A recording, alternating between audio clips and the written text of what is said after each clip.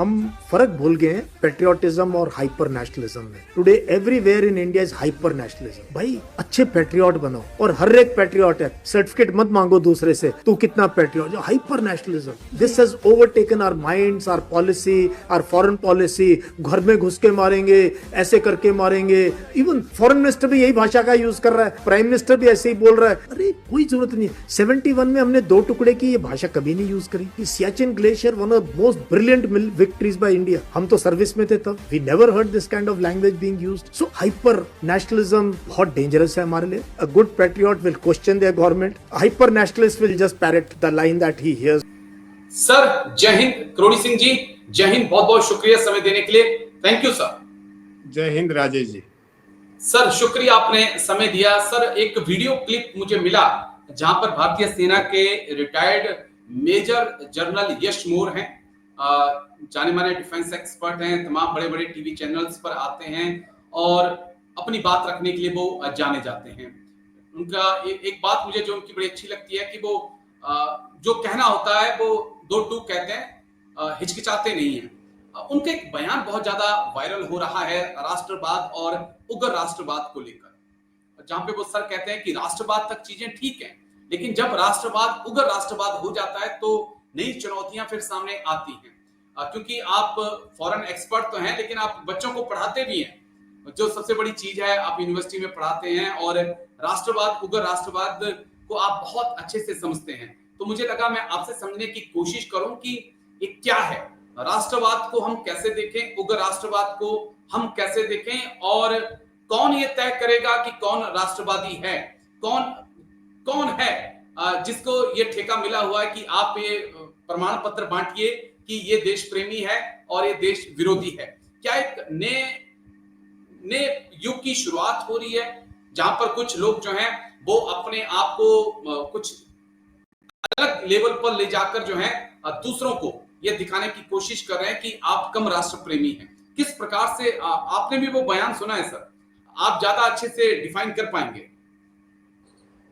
देखिए राजेश जी, मैंने मोर साहब का वीडियो सुना है अच्छी तरह।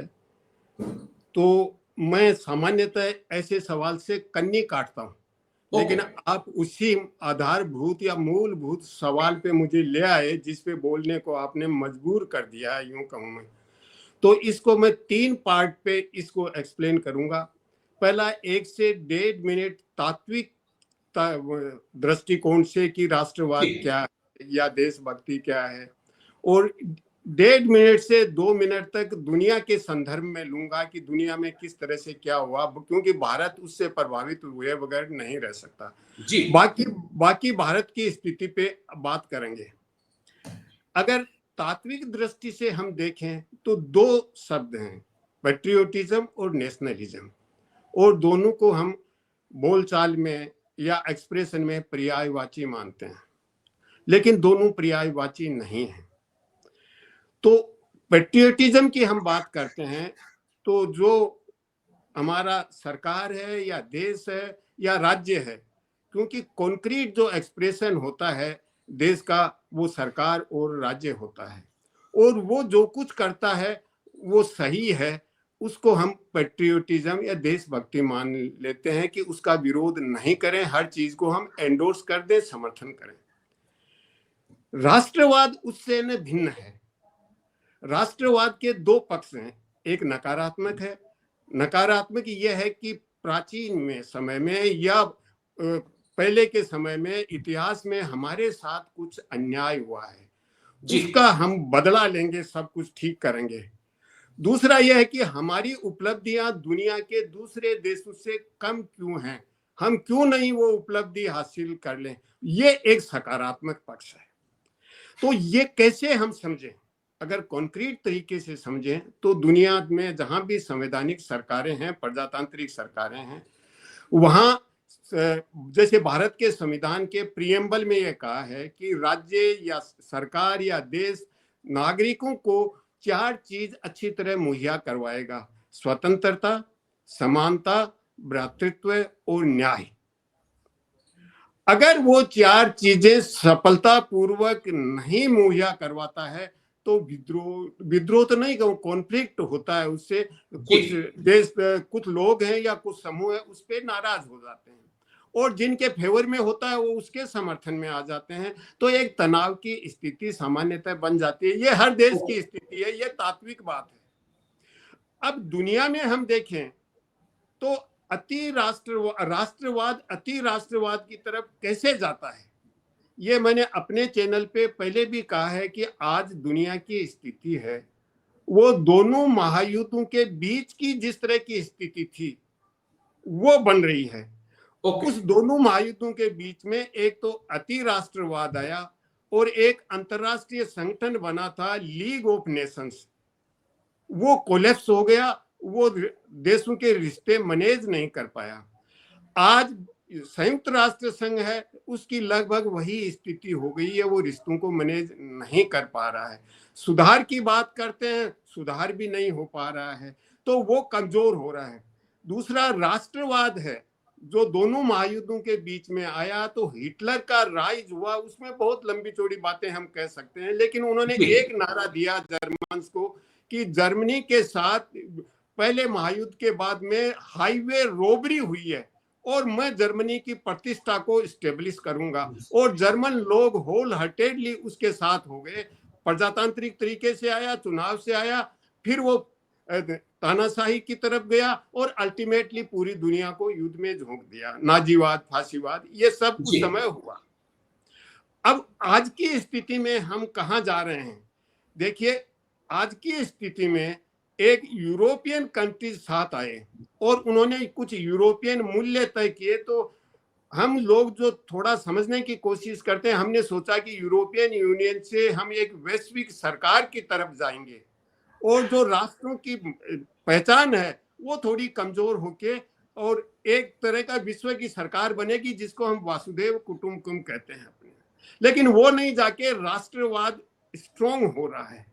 अब हम भारत की बातचीत करें तो भारत में क्या हुआ कि जब भारत स्वतंत्र हुआ तो एक चुनौती तो राष्ट्रवाद की आई, क्योंकि स्वतंत्रता के समय जो राष्ट्रवाद था वो अलग तरीके का था। स्वतंत्रता के बाद में स्वतंत्रता मिली तो दो भागों में विभाजित हो गया।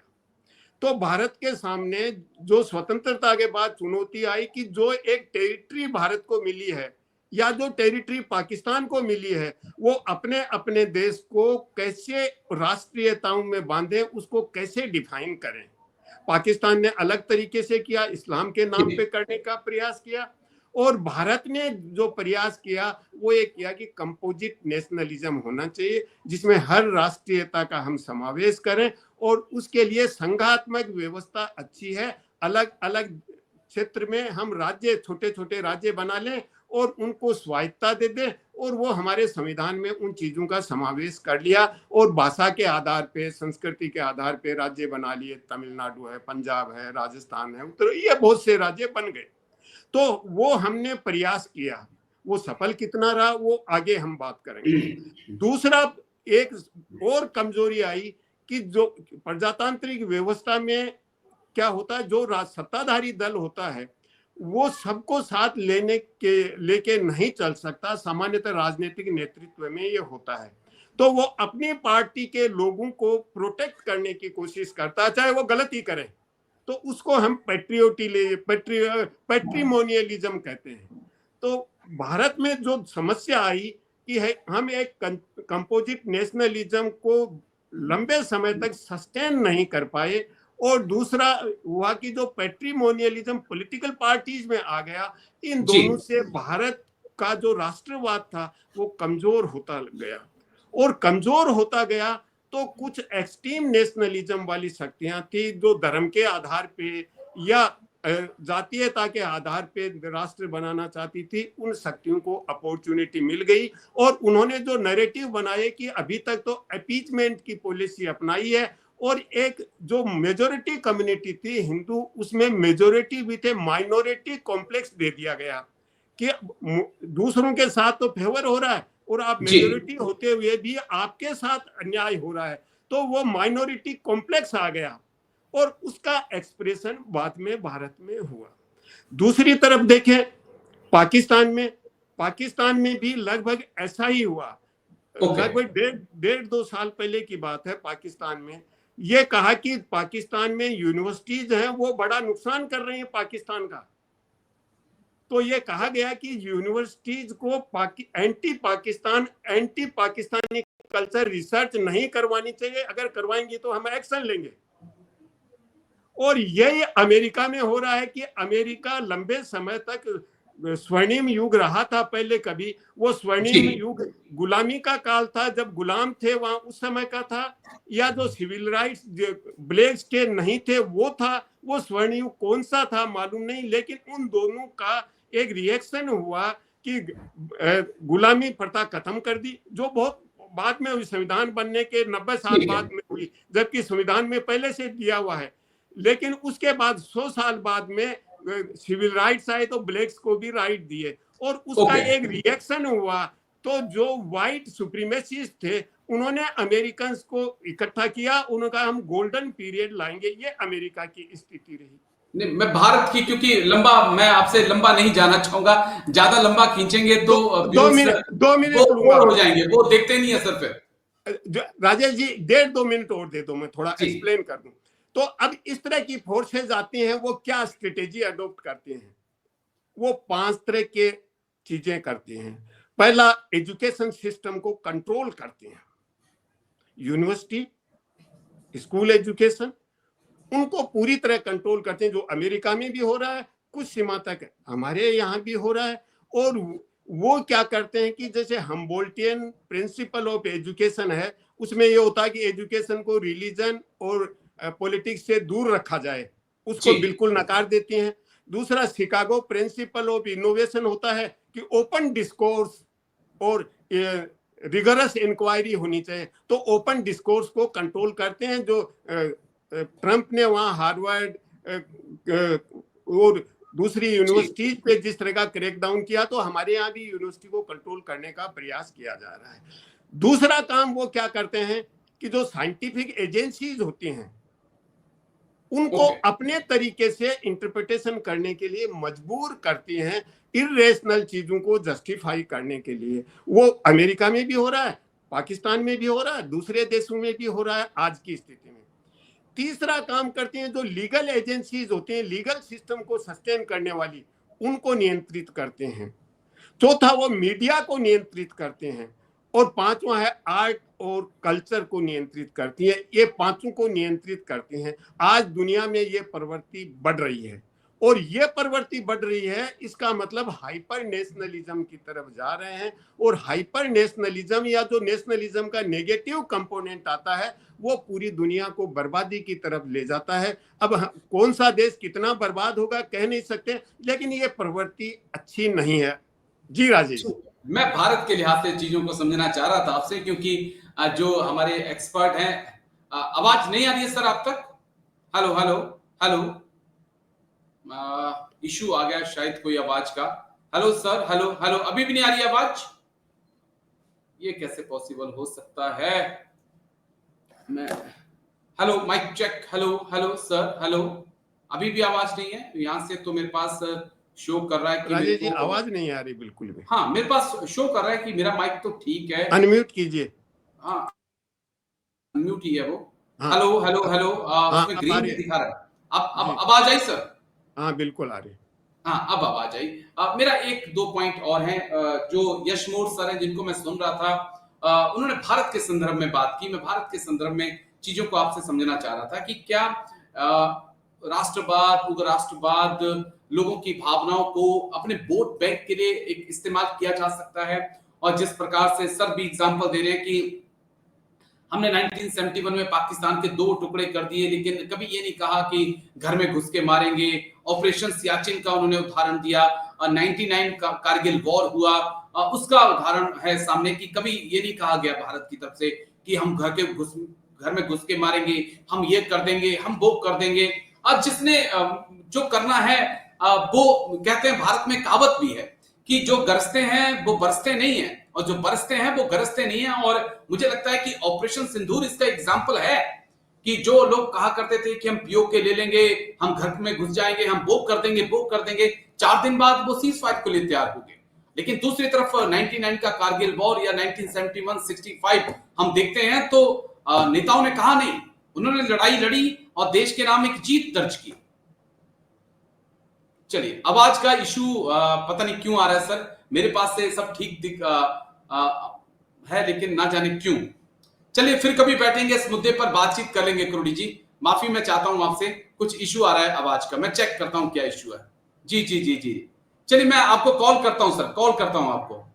हाँ जी जी राजेश जी, मुझे पूरा तो नहीं सुना, बीच में शायद म्यूट हो गया, लेकिन जितना मैं समझ पाया कि भारत में जो प्रवृत्ति आ रही है भारत की राजनीति में, उसको मैं कहूंगा भारत की राजनीतिक संस्कृति में बड़ा बदलाव हुआ है और संस्कृति में जो होना चाहिए जी वो नहीं हुआ है। और इसके लिए जो बहुत ही सीजन पॉलिटिशियन थे LK आडवाणी साहब ने 2015 में इंडिकेट कर दिया था कि भारत की राजनीतिक संस्कृति किस दिशा में जा रही है, जो समाज के लिए, दुनिया के लिए अच्छा नहीं है।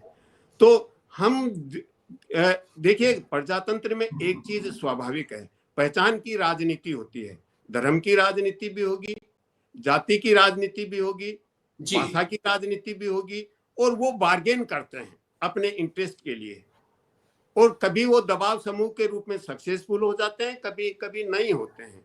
तो वो एक संवाद की प्रक्रिया है। लेकिन किसी एक समुदाय या एक पहचान अगर डोमिनेट करने लग जाए और वो अगर एक्सट्रीम पोजीशन लेती है, तो वो समाज को या देश को विघटन की तरफ ले जाती है। और फिर अगर राजनीतिक संस्कृति में एक संयम नहीं हो, शालीनता नहीं हो, तो वो और ज्यादा हालात बिगाड़ देती है देश का।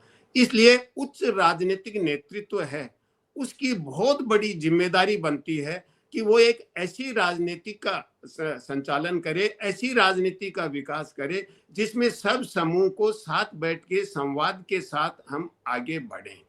तो जो इस तरह की राजनीति करते हैं, चाहे वो अमेरिका हो, पाकिस्तान हो, भारत हो या दूसरे हो, वो एक पास्ट की ग्लोरी की बात करते हैं, और पास्ट की पूरी ग्लोरी नहीं, जो उनको सूट करेगी उतनी ही।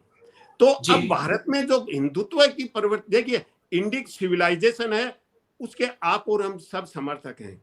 एक अलग सभ्यता है इंडिक सिविलाइजेशन, उसमें वैज्ञानिक चीजें भी हैं, उसमें सृजनात्मक चीजें भी हैं, बहुत सी चीजें हैं, लेकिन उसको हम हिंदुत्व की विचारधारा से बांध दें, मेरे ख्याल से ये हिंदुस्तान के लिए या भारत के समाज के लिए अच्छा नहीं है। और वो फिर हाइपर नेशनलिज्म को जन्म देती है। तो उसमें क्या कि अगर बकरी शेर को पकड़ ले तो शेर को छोड़ते ही शेर खाता है। तो एक बार हम ऐसा भाव जागृत कर दिया हाइपर नेशनलिज्म का, अति राष्ट्रवाद का, तो हम अगर वो राष्ट्रवाद जगाने वाले हैं तो भी हम उससे बच नहीं सकते, उससे बचना चाहेंगे अगर रेशनल तरीके से, वैज्ञानिक तरीके से, या हम अपने विजडम से हम चाहेंगे कि बचें, तो हम बच नहीं सकते। तो जो ये हाइपर नेशनलिज्म फैलाने वाले हैं वो भी नहीं बच सकते। इसलिए एक ये दुधारी तलवार है, हाइपर नेशनलिज्म किसी भी देश के लिए हो, चाहे वो अमेरिका के लिए हो, भारत के लिए हो, पाकिस्तान के लिए हो, चीन के लिए हो, रशिया के लिए हो, किसी भी देश के लिए सही दिशा में नहीं ले जा सकता है। इसलिए समय रहते हमें कुछ करेक्टिव मेजर्स लेने चाहिए, और भारत जैसा बहुलवादी समाज है, उसमें किसी एक समुदाय, एक धर्म, एक जाति का राष्ट्रवाद नहीं होना चाहिए। एक संवाद पे आधारित, लेकिन चलिए राष्ट्रवाद नहीं होगा तो और जो संवैधानिक तरीके, सबसे बड़ी अब चुनौती आ रही है हमारी जो परंपराएं हैं जी, परंपराएं पूरे इतिहास की नहीं, विशेष रूप से एंशिएंट इंडिया की, हम मिडाइवल इंडिया की ज्यादा बात नहीं करते हैं, एंशिएंट इंडिया की परंपराएं वो, और हमारे जो संवैधानिक मूल्य हैं उसमें कुछ दुराव सा, कुछ टकराहट की सी स्थिति बन रही है। हमारी परंपराएं हैं, हमारे कस्टम्स हैं, हमारी जो प्राचीन संस्कृति है वो एक दिशा में समाज को ले जाती है, संविधान एक आधुनिक तरीके के दूसरे समाज को ले जा रही है। तो इस कॉन्फ्लिक्ट को हमें सही तरीके से विजडम से मैनेज करना चाहिए। जी राजेश जी। जी, मुझे लगता है कि सत्ता पाने के लिए राष्ट्रवाद एक बड़ा आसान रास्ता बन चुका है। लोग जो है भावनाओं को भड़का रहे हैं और सत्ता पाने की कोशिश कर रहे हैं। चलिए शुक्रिया, बहुत बहुत शुक्रिया आपका क्रोड़ी सिंह जी मेरे साथ जुड़ने के लिए। थैंक यू सर, जय हिंद।